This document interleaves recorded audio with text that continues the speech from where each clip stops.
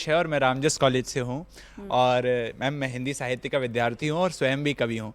तो आज मुझे बड़ा गर्व हो रहा है। मेरा कोई प्रश्न तो नहीं है, लेकिन मुझे दिनकर जी याद आ रहे हैं जो कहते थे कि सेनानी करो प्रयाण अभय, भावी इतिहास तुम्हारा है, ये नखत अमा के बुझते हैं सारा आकाश तुम्हारा है। ये वो देश है जिसमें अब्दुल हमीद पैदा हुए।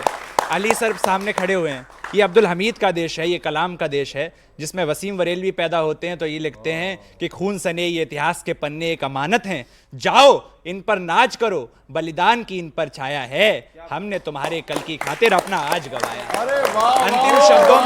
अंतिम शब्दों में मैं अपने ही जनपद के एक बहुत मशहूर कवि गौरव चौहान जी की दो लाइनें कह के पाकिस्तान को उसकी औकात बताता हूं कि बिगड़ैल किसी बच्चे जैसे आलाप तुम्हारे लगते हैं, तुम भूल गए हो रिश्ते में हम बाप तुम्हारे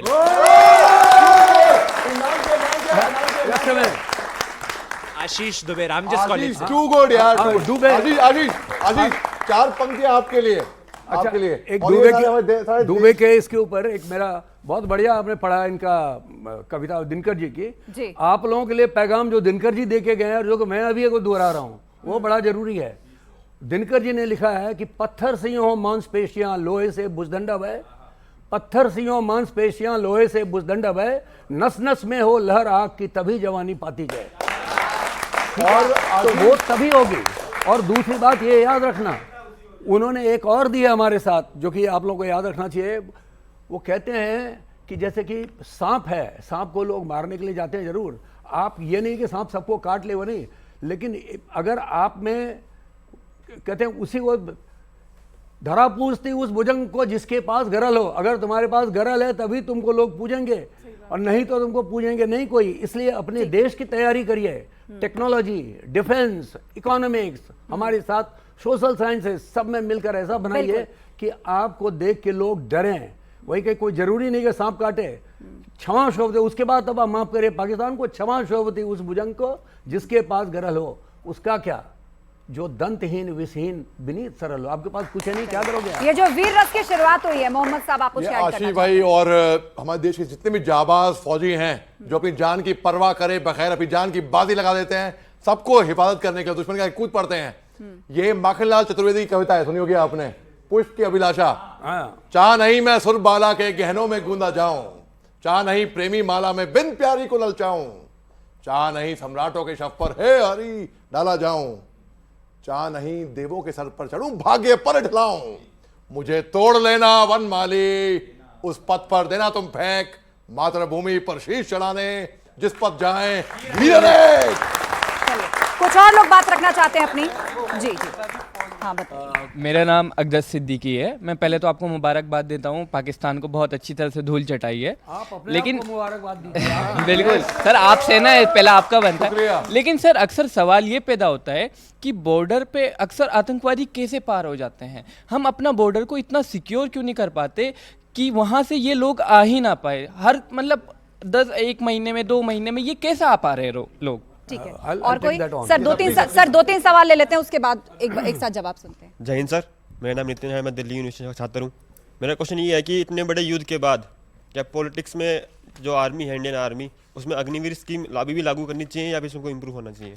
ठीक है, और कोई सवाल? जी माइक ले लीजिए आप। सर मेरा नाम अरसलान अंसारी है और मैं जामिया मिल्लिया इस्लामिया का छात्र हूँ। मेरा सवाल ये है सर, पहले पुलवामा और फिर पहलगाम, लेकिन सर जिस तरह से हमने घर में घुस के मारा है ऑपरेशन सिंदूर के जरिए, तो सर मेरा ये सवाल है क्या अब से 1 साल बाद या 1.5 साल बाद या बाद में भी अगर पाकिस्तान बाज नहीं आता है तो इस पे भारतीय सेना की क्या कार्रवाई है? ठीक है, एक सवाल और ले लेते हैं, लास्ट फिर जवाब की ओर रुख करते हैं। सर नमस्कार, मेरा नाम हिमांशु दुबे है, जामिया से हूँ। हमेशा से अब जब भी युद्ध होती है पाकिस्तान न्यूक्लियर की धमकी देता है। खुद तो रहने के लिए अभी आए दिन ऐसी खबरें आती हैं, दाल आटा राशन ऐसी, तो न्यूक्लियर को सेव करके रखना कब तक को सही है और कब तक वो धमकी देता रहेगा? क्या उसका कोई उपाय है, कोई निचोड़ है? और इसमें ऐड करते हुए एक बहस ये भी चल रही है सर कि बहस ये भी चल रही है कि क्या IAEA को उसके न्यूक्लियर वेपन्स ले लेने चाहिए, because he is not equipped. वहां आतंकी अलग है, सेना अलग है, सरकार अलग है। देखिए बात ये है, पहले प्रश्न जो आपने प्रश्न किया है इसके बारे में क्या था आपका प्रश्न? एक बार दोहराएं रिगार्डिंग इतने बड़े बॉर्डर पे पुलवामा और पहलगाम को जोड़ के पूछा था। उन्होंने कहा था कि बॉर्डर पार करके आते ही कैसे हैं। बॉर्डर की बात बताई। हमारा बॉर्डर बहुत बड़ा है, आपको मालूम हो कि तकरीबन ऑलमोस्ट 1500 किलोमीटर्स का है ना। उसमें अलग अलग इलाके हैं, एक तो है इंटरनेशनल बॉर्डर और उसके बाद आता है LOC, आपने सुना होगा, पिक्चर भी बनी थी LOC ना। LOC वो जगह है जहाँ पर कि डिमार्केटेड नहीं है हमारा, जहाँ पर जो जिसका कंट्रोल था वहाँ पे बैठे हुए हैं। ये LOC डिफाइंड हुआ 1971 के बाद। उसके नीचे क्या है, IB। अभी इतनी बड़े एरिया में हमारे जगह हर एक जगह BSF लगे हैं, फौज लगी है वगैरह वगैरह।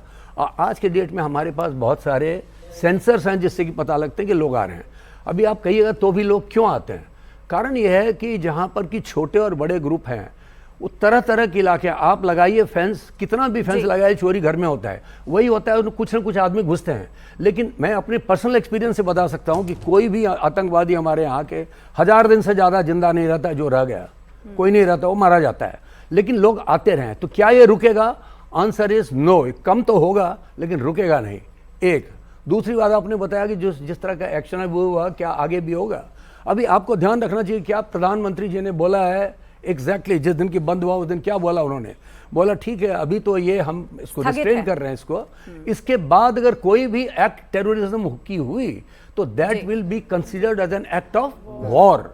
इसके पहले जो अभी हुई थी एक्ट ऑफ वॉर नहीं थी, सरकार ने लड़ाई डिक्लेयर नहीं की, वॉर हो गया पाकिस्तान के साथ, सरकार ने डिक्लेयर नहीं किया। Sir closing